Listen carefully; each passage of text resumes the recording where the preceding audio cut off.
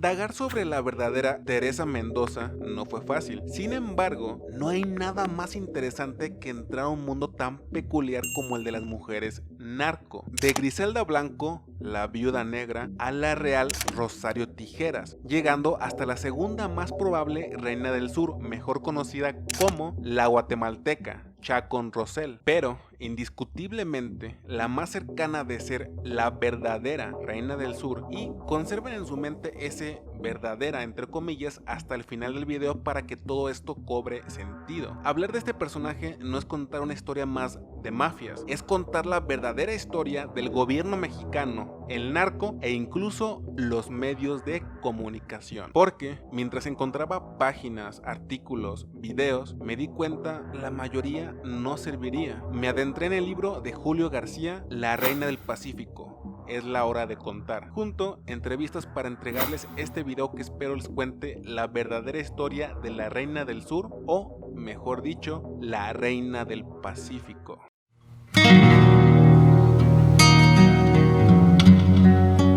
Sandra Ávila Beltrán nacería en Mexicali, Baja California, 1 de octubre de 1960, en una familia presuntamente de contrabandistas. A su madre, María Luisa Beltrán Félix, se le ha querido emparentar con el mítico Miguel Ángel Félix Gallardo, el jefe de jefes. Sin embargo, Sandra ha dicho que no existe ningún vínculo sanguíneo, pero ambas familias fueron muy cercanas, al punto que los hijos de este, según Sandra Ávila, solían decirle tía. Su padre fue Alfonso Ávila Quintero, quien al parecer sí tenía lazos con otro de los capos más famosos en los 80s y socio del jefe de jefes, Rafael Caro Quintero. Su padre tenía dos muy grandes ferreterías y un rancho en Culiacán. La vida de Sandra Ávila Beltrán siempre estuvo entre el peligro y la riqueza. Creció viendo a su padre regalándole continuamente joyas a su madre, pero también visitando a su abuela que vivía en uno de los lugares más peligrosos de Culiacán en aquellos años, Tierra Blanca, equiparado con Tepito, y donde era común escuchar balazos y ver cómo las personas se movían entre pandillas. Durante su adolescencia vive la desaparición de un tío, el cual jamás fue encontrado. Quizá este fue de los primeros males que conoció por vivir en una sociedad narca, la forma tan rápida en que puede irse un ser querido. Tuvo muchos hermanos, algunos tomaron rumbos tan diferentes que pudieron alejarse del ambiente en que se criaron, pero no todos tuvieron la misma suerte. Su hermano mayor se encontraba en su casa el 16 de marzo de 2005 con su hija de 19 años. Llega un amigo y justo detrás 3 hombres. Se los llevan y amenazan a la hija. Al otro día, por las noticias, se enteran que los encontraron muertos y los estudios reflejaban que fueron torturados y asfixiados. Jamás se supo el porqué. Uno de los motivos por el cual tanto Sandra como su familia jamás indagaron más sobre casos turbios en su familia lo llegó a expresar diciendo: en México hay mucha violencia y no creo que el gobierno pueda acabar con ella. La violencia está en el propio gobierno. En sus 18, Sandra deja Tijuana para vivir en Guadalajara y se inscribe en la Universidad Autónoma de Guadalajara para estudiar periodismo, carrera que siempre describe como una a la que le tenía gran pasión. Desafortunadamente, un episodio muy amargo con su novio de aquel tiempo la hizo alejarse de los estudios universitarios. Un día ella se encontraba en casa con cuñada, sobrinas y hermanas. Su padre se encontraba en la sala de televisión cuando tocan la puerta. Era el hermano de su novio que le pregunta si podía salir unos minutos. Sale y ve atrás de un muro a su novio. Junto a él 3 sujetos más. Entonces a la fuerza proceden a jalarla, amarrarla y posteriormente secuestrarla. En este tira y afloja, Sandra comienza a gritar, patear y cuanto puede para que no se la lleven. Salen las mujeres que estaban en la casa y hacen hasta lo imposible porque no se la lleven. Golpes, rasguños, etc. Uno saca un arma y comienza a disparar. Las mujeres se intimidan y se llevan a Sandra. El novio se la lleva a un rancho. Ella lo describe como alguien agresivo, tajante y con muchos problemas de personalidad. Su nivel de confianza era debido a que era sobrino de Ernesto Fonseca Carrillo, también conocido como Don Neto, otra leyenda del narco, también perteneciente al cártel de Guadalajara, como Miguel Ángel Félix Gallardo y Rafael Caro Quintero. A la mañana siguiente llega al rancho el padre de su novio y le exige que libere a Sandra, ya que su familia está muy enojada e incluso ya los amenazaron. Obvio, su familia gozaba de cierta fama, para bien o para mal. Él se lo exige diciendo algo así como: no queremos problemas con esa gente. A regañadientes, este procede a liberarla con la condición de que vuelva. Claramente, ella jamás vuelve.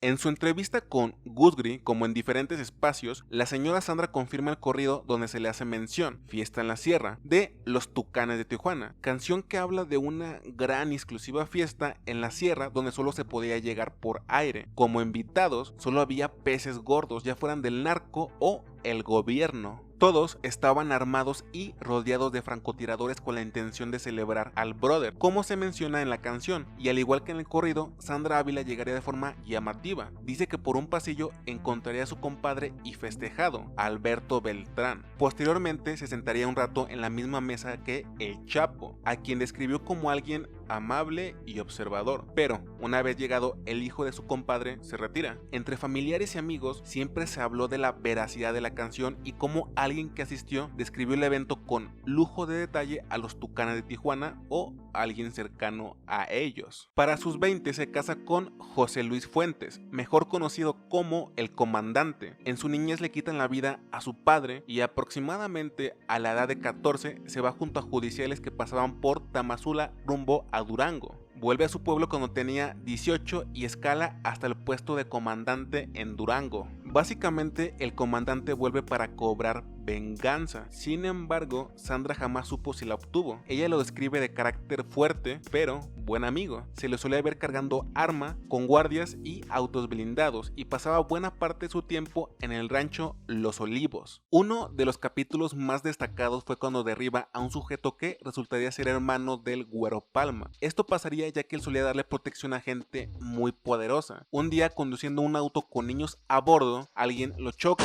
José saca un arma en defensa y pasa lo anteriormente mencionado. Sandra y José deciden huir a Bolivia con ayuda de Juan Carlos, un hombre que estaba en deuda con José Luis. Compran una casa y se disponen a iniciar una vida allá, pero eventualmente Juan Carlos cambia y un día José recibe una llamada desde México. Le dicen: salga de ahí, comandante, lo quieren matar. Regresan a México, pero obviamente sus últimos días en Bolivia resultaron ser un infierno. José y Sandra tienen un hijo, intentan tener otro, lamentablemente fallece. El comandante se pone muy mal y un día a las 6 de la mañana, mientras Sandra se baña, recibe una llamada: acaban de balacear el rancho. José Luis Fuentes, el comandante, fallece. Se esparce la idea de que encontraron drogas, cosa que Sandra Ávila siempre afirmó que no era cierto. Para Sandra siempre estuvo claro, los responsables fueron la Infantería de Marina de Ensenada, según sus palabras, porque muy probablemente José Luis les estorbaba. Incluso llegó a poner una denuncia contra estos y, como lo imaginan, jamás hubo una resolución del caso. Sandra diría: vivo entre dos fuegos, el gobierno que me sacrifica a su política y el narcotráfico que me destruye con la muerte de personas que son mi vida.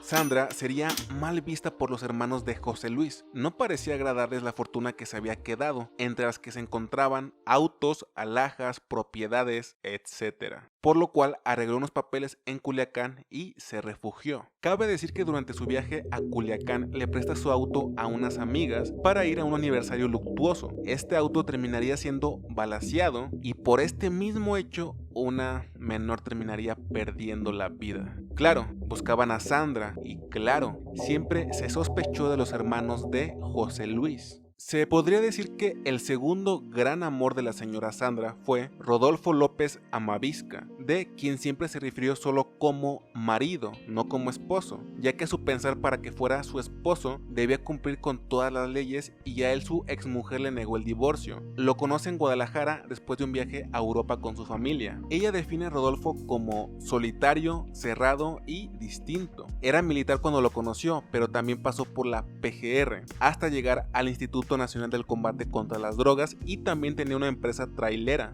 Este le pone casa en Hermosillo y pasan 5 años juntos. Como pasaría con la mayoría de sus parejas, Rodolfo también tenía sus negocios al margen de la ley y muy probablemente la piedra angular eran sus trailers, que aparte procuraba tener bien equipados con la mejor tecnología. Pasa el tiempo y Rodolfo es operado de un grano cercano al recto que amenazaba con algo peor. Lo dan de alta, pero a las pocas semanas tiene un dolor insoportable. De regreso en el hospital le dicen que está lleno de gangrena. Lo internan y pasan los días, las semanas, quizá los meses, y Rodolfo se recupera. En agradecimiento decide comprarle un carro al doctor que le salvó la vida, y el último día que ve a Sandra junto a la hermana de esta, le da joyas. Le dice: negra, mereces todo. Sandra junto a su hermana salen del hospital y justo al arrancar aproximadamente a las 12 de la noche ven 2 camionetas. Sandra tiene mal presentimiento, pero decide irse para que Rodolfo no la regañe diciéndole que de nuevo anda de paranoica. A las 3 de la mañana le marcan diciéndole que un comando asesinó a su marido, Rodolfo López Amavisca. El grupo estaba conformado por 6 personas, 3 se quedaron en la planta baja del hospital sometiendo al personal y 3 más subieron al piso donde se encontraba Rodolfo.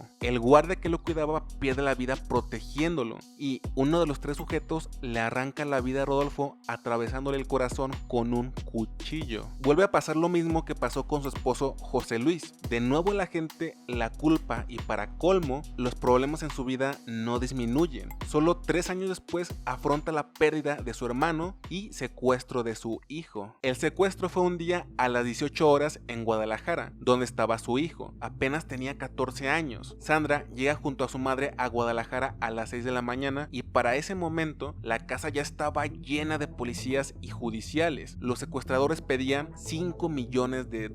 La noticia se esparció en los medios, pero contando una historia ajena para atraer al público. Sandra cuenta cómo siempre sospechó de un policía dentro de la casa que siempre pudo estar informando sobre la situación. Al final se pactó solo $1 millón y el responsable de entregar el dinero fue uno de sus hermanos tomando de partida la carretera de Chapala. Pasaron las horas y para la mañana su hijo estaba llegando en taxi a la casa. Su hijo estaba muy serio, muy sucio y olía muy mal, pero parecía estar bien. Según narró, el secuestro no fue violento y jamás le pegaron. Incluso contó que uno de los secuestradores decía que había conocido a su padre, José Luis, el comandante, y cómo lo había estimado. Posteriormente, el hijo de Sandra emigra a Canadá buscando una vida más tranquila.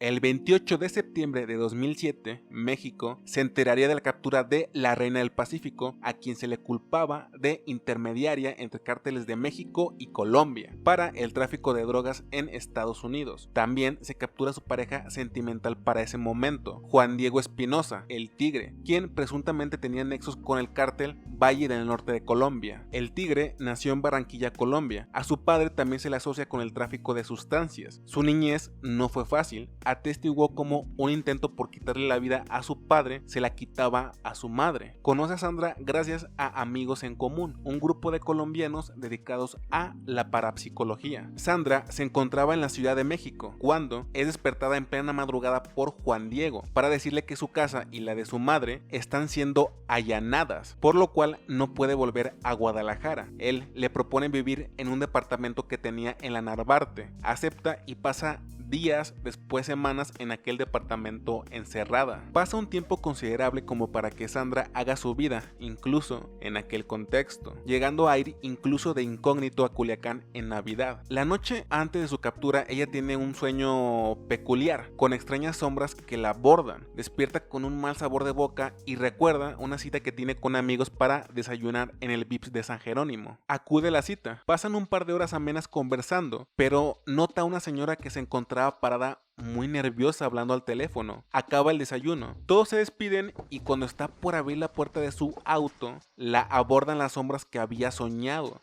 Le preguntan si es Sandra Ávila Beltrán, responde que sí, y le enseñan una orden de extradición. También le preguntan por el tigre, a lo que responde diciendo que de él no sabe nada. La llevan a la Policía Federal Preventiva o PFP. Ahí le hacen muchas preguntas sobre su esposo José Luis Fuentes, su familia, su relación con grandes capos como el Chapo e incluso insisten mucho sobre su relación con el Mayo Zambada, ya que ambos aparecían en una foto. Sobre esto, Sandra siempre comentó que en esa foto él aún no era el capo que es ahora y que solo lo vio una vez en su vida, en el bautizo de su hijo. Al salir de la PFP para trasladarla al reclusorio de Santa Marta, ve por última vez a Juan Diego Espinosa, el tigre, mientras le toman fotos. Sandra llega a Santa Marta, Catitla, en medio de la noche de forma tan minuciosa en el traslado y con tantos refuerzos de seguridad en la cárcel que parecía chiste, porque claramente ella no era el personaje que habían creado los medios. Para ella siempre estuvo claro, fue parte de un archivo expiatorio para el presidente de aquel momento, Felipe Calderón. Sí, ciertamente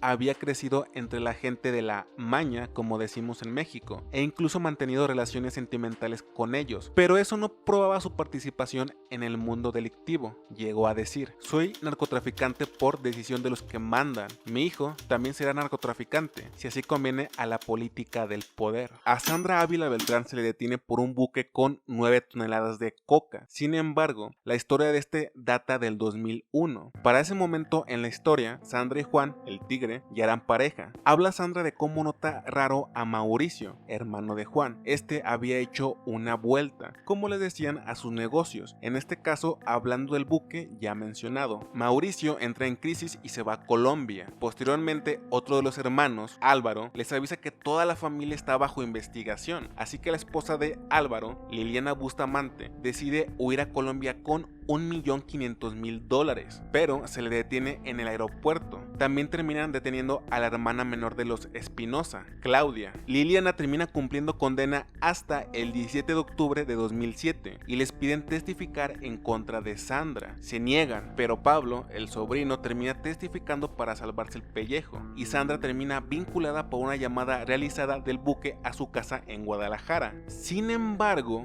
la historia del buque daría una vuelta en pro a Sandra. Raúl Antonio García Barcelino, uno de los tripulantes del Macel, el buque que transportaría las toneladas de coca y único en no caer preso, contaría toda la historia. Aborda el 17 de noviembre de 2001 a las 9 horas. Al anochecer, el capitán Miguel Loera Vázquez le dice que la misión no es pescar, sino ir al hemisferio sur a recoger droga, y le paga una suma de dinero para que calle. El capitán recibe órdenes por radio y Raúl menciona un GPS que casi siempre se mantuvo apagado, quizá para que no supieran la ubicación. El 16 de diciembre a las 20 horas, por medio de un barco tiburonero, reciben la droga. Más tarde, el capitán le pide a Raúl que vigile el rumbo del buque. En ese lapso se le acerca Daniel, quien le revela que hay 2 personas encubiertas. Al día siguiente notan un avión siguiéndolos, que logran evadir con maniobras. Raúl se entera que van rumbo a Ensenada y que la mercancía pertenece a un capo muy rico de Mazatlán, que llaman solamente como tío. 2 días después de su encuentro con el avión, ahora se percatan de un helicóptero que también lo sigue. Piensan en hacer muchas cosas como hundir el barco. Al final no hacen nada y son abordados por un barco americano. Al final solo Raúl se salva de caer preso y es aquí donde confirma que era imposible dicha llamada a la casa de Sandra, ya que fueron abordados el 18 de diciembre de 2001 y las autoridades señalaban que la llamada había sido el 25 de diciembre de 2001. Sandra pasa por un muy largo proceso, término que insiste se mencione, proceso, ya que nunca tuvo una sentencia como tal. En este largo lapso que duró muchos años, pasó por Santa Marta, un penal de Tepic e incluso un traslado a Estados Unidos. En esos años nunca pudo ver a sus seres queridos por miedo a represalias y tuvo que afrontar la pérdida de su madre. Al final fue declarada como no culpable de los cargos de narcotráfico y asociación delictiva en Estados Unidos, pero sí a un cargo por apoyar económicamente a una persona ligada al narcotráfico. Fue liberada el 7 de febrero de 2015. Sandra Ávila Beltrán los últimos años tomó relevancia por su contenido en redes, tanto en TikTok como por sus entrevistas en YouTube. Al día de hoy se ve como una víctima por crecer en un mundo donde en realidad nunca participó y ha declarado hasta el cansancio en contra de Felipe Calderón, y su último escándalo fue su denuncia a Netflix por el uso de su imagen en La Reina del Sur. Sandra trabaja en la fundación Ave Fénix, aparte de sus bienes raíces, y es una luchadora de la verdad, ya que su imagen, al conocer su verdadera historia, dista mucho de lo que se puede encontrar en artículos y videos. Nació en un mundo que no eligió, pero también un mundo que solo tuvo como opción. Eso, en sus propias palabras, son enormes los ríos de dinero que corren por su cuenta, y sin ese dinero se extinguirían muchos lugares y padecerían aún más ciudades. Su nombre, por favor. Sandra Ávila Beltrán. ¿De dónde es originaria? Tijuana, Baja California.